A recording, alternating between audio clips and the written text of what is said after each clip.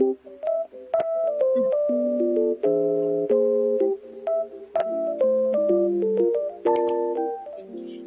perkenalkan nama saya Aurora Rante dan saya dari kelas A. Di sini materi yang saya ambil yaitu tentang pajak penjualan atas barang mewah yang sering disebut dengan PPNBM. Nah, barang mewah nih. Barang mewah itu tuh apa sih?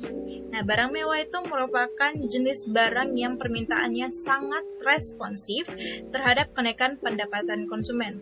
Jadi misalnya contoh nih, seseorang yang memiliki pendapatan atau penghasilan di atas rata-rata dari masyarakat lainnya, pasti mereka mempunyai keinginan untuk membeli barang yang jauh lebih mahal. Nah, barang jauh lebih mahal ini pastinya mempunyai harga yang jauh juga lebih mahal dan pastinya pengenaan tarif pajaknya juga jauh lebih besar. Nah, di sini PPNBM artinya atau penjelasan tentang PPNBM itu sendiri merupakan pajak yang dikenakan atas penyerahan barang kena pajak yang tergolong mewah. Jadi PPNBM itu merupakan golongan tentang barang maupun benda, entah itu dia bergerak maupun tidak bergerak, berwujud maupun tidak berwujud. Nah, kemudian PPNBM ini diatur dalam Undang-Undang Dasar Nomor 42 Tahun 2009, yaitu tentang pengenaan PPN dan PPNBM atas BKP dan JKP yang dikonsumsi dalam negeri. Apa sih tujuan dari PPNBM itu sendiri? Nah, yang pertama nih, mengurangi regresivitas PPN atau yang disebut dengan keseimbangan pajak. Jadi, ketika seseorang membayar pajak itu kan mereka mempunyai kapasitasnya sendiri. Tidak mungkin orang yang membeli mobil yang jauh lebih mahal nih. Misalnya mobil yang harga 1 miliar sama mobil yang 20 juta harus dikenakan pajak yang sama. Itu kan tidak mungkin. Nah, itulah yang disebut dengan PPNBM ini sendiri, pengenaan pajak atau tarif pajak terhadap benda yang memiliki harga jauh lebih mahal. Dan yang kedua yaitu mengendalikan konsumsi BKP yang tergolong mewah. Dan yang ketiga, melindungi produsen kecil atau tradisional. Nah, hal ini bertujuan juga untuk menjaga produk-produk yang memiliki kualitas dan harga yang jauh lebih murah agar orang lain tuh tetap tidak harus membeli satu barang yang mewah, tapi kita harus juga menengok barang-barang lainnya yang jauh lebih murah pastinya. Dan yang pastinya juga pengenaan pajaknya tidak mahal. Nah, dan yang keempat, mengamankan penerimaan negara. Nah, sebelumnya kita harus tahu nih, kalau pajak itu pasti salah satu pengaruh yang sangat besar terhadap perkembangan ekonomi Indonesia. Nah, dari PPNBM ini sendiri sangat-sangat mungkin menguntungkan bagi negara karena tarif pajaknya juga cukup lumayan, seperti itu. Kemudian objek PPNBM, di sini ada pungutan hanya pada saat impor BKP mewah oleh pabrikan. Nih, yang kedua tidak dapat dikreditkan dengan PPN. Jadi dia berbeda alurnya, tidak sama dengan PPN itu sendiri. Dan kemudian yang ketiga, PPNBM yang dibayar menjadi unsur DPP atau harga pokok yang menjadi perhitungan PPN berikutnya. Oke. Selanjutnya di sini BKP yang tergolong mewah. Jadi kita udah bahas tentang PPNBM. Nah, PPNBM ini juga berpengaruh atau ada kaitannya dengan BKP itu sendiri. BKP adalah barang kena pajak. Yang tadi saya sudah jelaskan bahwa barang kena pajak ini baik dia berwujud maupun tidak berwujud, bergerak maupun tidak bergerak. Yang tergolong mewah itu apa sih? Yang pastinya di poin nomor 1, barang tersebut bukan merupakan kebutuhan pokok. Kebutuhan pokok seperti nasi, minuman, dan sebagainya. Tidak mungkin kan kita ke warung, kita makan, kita udah bayar, terus kita harus bayar pajak lagi. Nah, itu tidak termasuk terhadap BKP itu sendiri. Nah, yang kedua, dikonsumsi oleh masyarakat tertentu atau bersifat eksklusif. Yang namanya BKP mewah itu dia memiliki harga yang pastinya lebih mewah. Kalau lebih mewah itu pasti lebih mahal. Ya pastinya kalau mahal itu kan orang-orang yang punya penghasilan pendapatan yang tinggi. Nah, itulah orang kaya mungkin yang orang bilang. Yang pastinya bersifat eksklusif. Eksklusif ini dimaksud bahwa memiliki kualitas. yang seimbang atau setara dengan harga yang diberikan. Biasanya orang sebut dengan ada benda, ada kualitas, ada harga. Dan yang ketiga, yang tergolong mewah, BKP itu sendiri merupakan dikonsumsi oleh masyarakat yang berpenghasilan tinggi. Seperti yang kita sudah tahu, karena harga yang dipatok itu sendiri merupakan harga yang jauh lebih mahal. Kemudian yang keempat, dikonsumsi untuk menunjukkan status. Nah, sekarang kita lihat bahwa kalau orang-orang pada zaman sekarang itu mereka jauh membeli barang itu bukan untuk kualitas juga sih sebenarnya juga untuk menunjukkan bahwa mereka mungkin memiliki harta, memiliki uang, atau mereka disebut orang kaya, pada sebenarnya tidak memiliki apa-apa. Mungkin mereka beli dari manapun, terserah itu apapun. Yang pastinya dia menunjukkan status ini merupakan BKP yang tergolong mewah. Selanjutnya, di sini objek PPNBM dan subjek PPNBM. Di sini objek PPNBM-nya merupakan penyerahan BKP yang tergolong mewah oleh pengusaha dari hasil pabrikasi itu sendiri. Kemudian impor BKP yang tergolong mewah. Nah, di subjek PPNBM itu merupakan pengusaha pabrikan. Jadi tadi di objeknya tergolong mewah dari pengusaha dari pabrikasi oleh pengusaha, kemudian dari subjek PPNBM itu sendiri dia merupakan dari pengusaha pabrikan yang melakukan penyerahan BKP mewah. Kemudian yang kedua, pengusaha yang melakukan impor BKP mewah. Nah, selanjutnya nih kita membahas tentang tarif pengelompokan pajak PPNBM itu sendiri. Nah, berapa sih tarif PPNBM secara umum? Di sini ada tarif yang saya bawakan secara umum, ada 10%, 20%, 25%, 30%. Nah, kalau kita lihat di PPT ini sendiri, masing-masing di 10-30% itu terdapat kendaraan umum dengan kategori tertentu. Kenapa kategori tertentu? Karena setiap kualitas dari kendaraan itu tersebut, mulai dari mesin maupun kualitas bahan dan sebagainya, itu ketika dia memiliki mesin yang lebih bagus, pasti dia akan memiliki harga yang mahal. Nah, otomatis dia juga memiliki atau dikenakan tarif yang jauh lebih besar. Oke, seperti itu. Nah, kemudian di sini tarif PPNBM menurut peraturan undang-undang.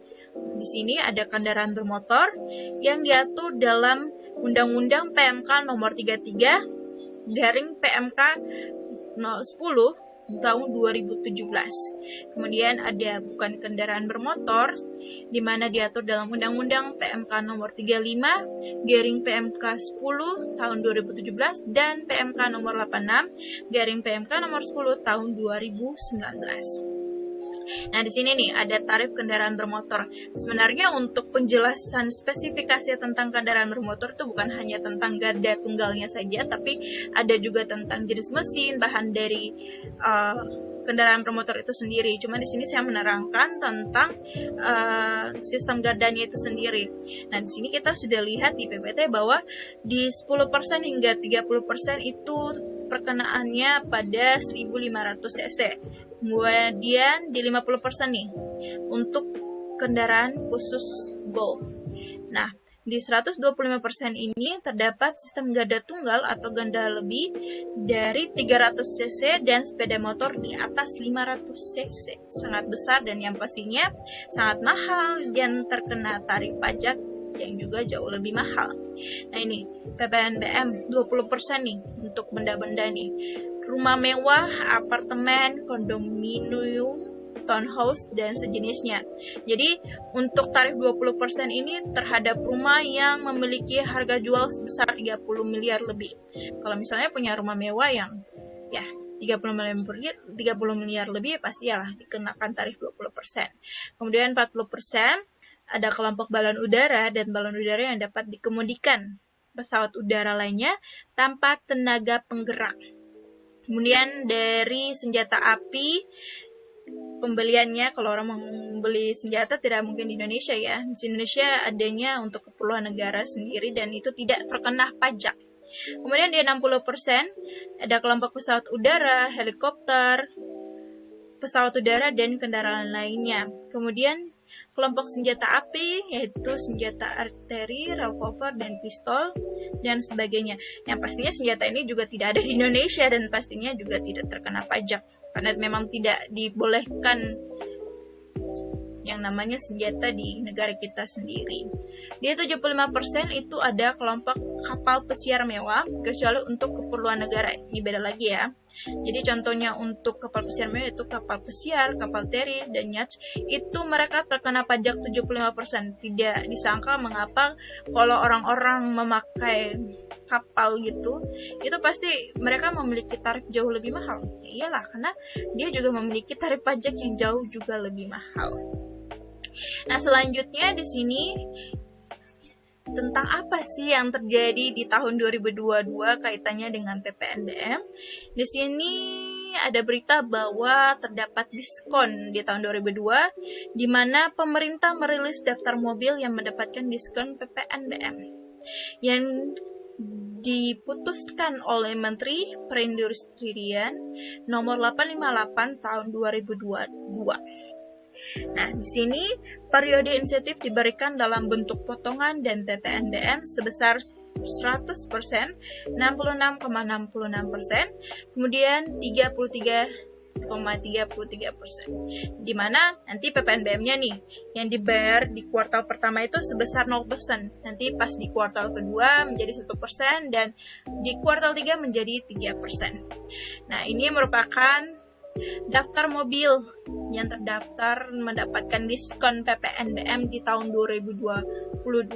Ada Toyota, Terios, kemudian Suzuki, Daihatsu, dan Honda. Bisa dilihat di PPT bahwa jenis dan golongannya juga ada. Selanjutnya kita akan membahas tentang perhitungan PPNBM. Nah, di sini ada konsep pemungutan PPNBM. Yang pertama, tidak memperhatikan siapa yang membeli BKP yang tergolong mewah. Kan kalau kita mau lihat PPNBM sendiri itu kan dia pengenaannya terhadap benda yang dibeli, bukan orang yang dia kaya maupun tidak kaya. Kalau kamu membeli barang itu, tidak peduli kamu hanya PNS, kalau kamu beli namanya Lamborghini dengan tarif 1 miliar dan pengenaan pajak mungkin 20% dan sebagainya, kamu hanya PNS ya, tetap kamu bayar meskipun penghasilan kamu tidak setara dengan itu semua. Tetap pengenaannya terhadap benda yang kamu beli dan tarif yang terkena itu terhadap harga dari benda yang kamu beli itu sendiri. Nah, yang kedua, tidak memperhatikan apakah impor atau penyerahan dilakukan secara terus-menerus atau hanya sekali. Tidak memperhatikan impor. Jadi dia dari mana ataupun itu, apakah dia mau beli 2 kali, 3 kali, tetap pengenaan pajaknya itu ada. Jadi masing-masing mempunyai tarif pajak yang sesuai dan tidak peduli harus membeli satu, jadi besok beli 2 mobil berarti harus bebas pajak nih, tidak. Jadi perhitungannya juga beda. Kemudian yang ketiga, atas penyerahan BKP, tidak memperhatikan apakah suatu bagian dari BKP yang PPNBM-nya hanya dipungut 1 kali saat penyerahan BKP atau saat impor BKP. Seperti yang saya sudah jelaskan tadi ya pastinya. Nah, di sini ada notes bahwa tentang pengenaan PPN dan PPNBM itu atas BKP dan JKP yang dikonsumsi dalam negeri. Selanjutnya nih, nah PPNBM nih, misalnya tadi kan sudah dibahas tentang transaksi pabrikan. Di mana transaksi pabrikan ini melakukan proses produksi untuk diserahkan kepada konsumen dan kemudian PPNBM dikenakan saat penyerahan BKP yang tergolong mewah. Jadi yang pertama itu kan input produksi nih.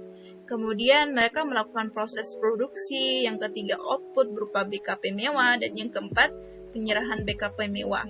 Jadi PPNBM itu dikenakan pada saat produksi itu dilakukan. Kemudian yang kedua yaitu transaksi non-pabrikan, di mana hanya melakukan kegiatan impor, kemudian tidak melakukan atau melalui proses produksi.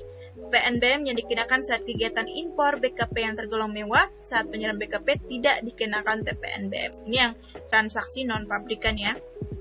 Selanjutnya, di sini misalnya nih kita melakukan atau saya menjelaskan tentang pola perhitungan PPN dan PPNBM kaitannya ya. Di sini misalnya kita contohkan nih, ada harga jual per unit sedan sebesar 200 juta. Ini mengandai-andai aja ya.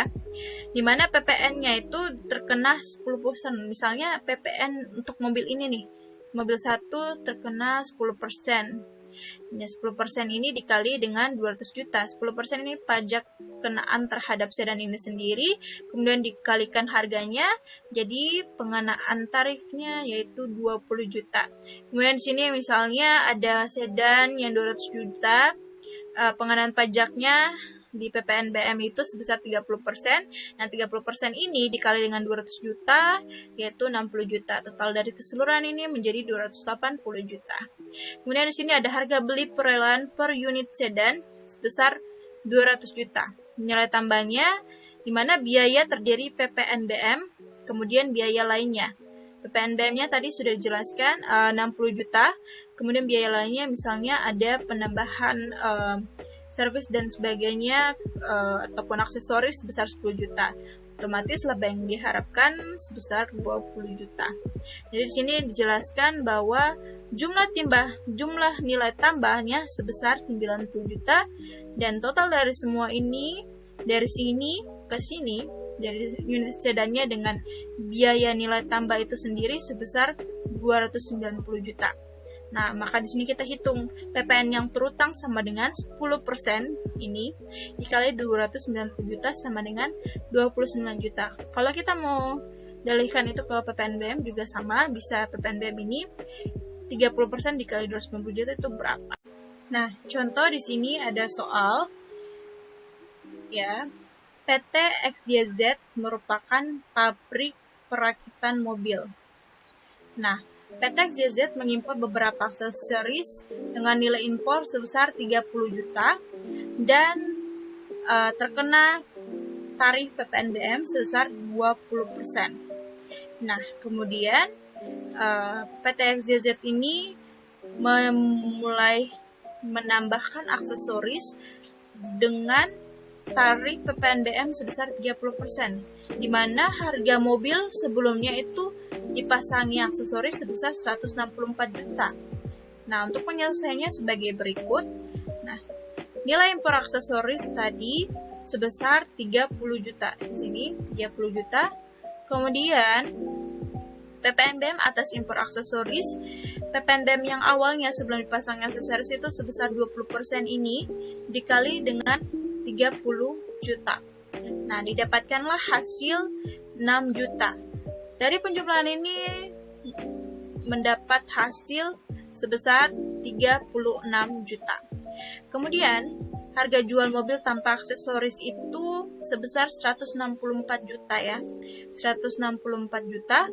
Kemudian ditotalkan menjadi 200 juta total keseluruhannya. Kemudian sini ada pajak yang terhitung dan terutang yaitu PPNBM atas harga jual mobil. PPNBM-nya tadi yang sudah terkena pajak dan telah dipasang aksesoris itu sebesar di sini ya 30%. Nah, maka kita lihat bahwa dikalikan 200 juta dengan ini 200 juta dikalikan PPNBM-nya sebesar 60 juta. Kemudian ada PPN-nya tadi 10% dikali 200 juta sama dengan 20 juta. Jadi jumlahnya sebesar 280 juta. Oke. Terima kasih untuk waktunya. Sekian presentasi dari saya. Mohon maaf bila ada salah kata dan sampai jumpa.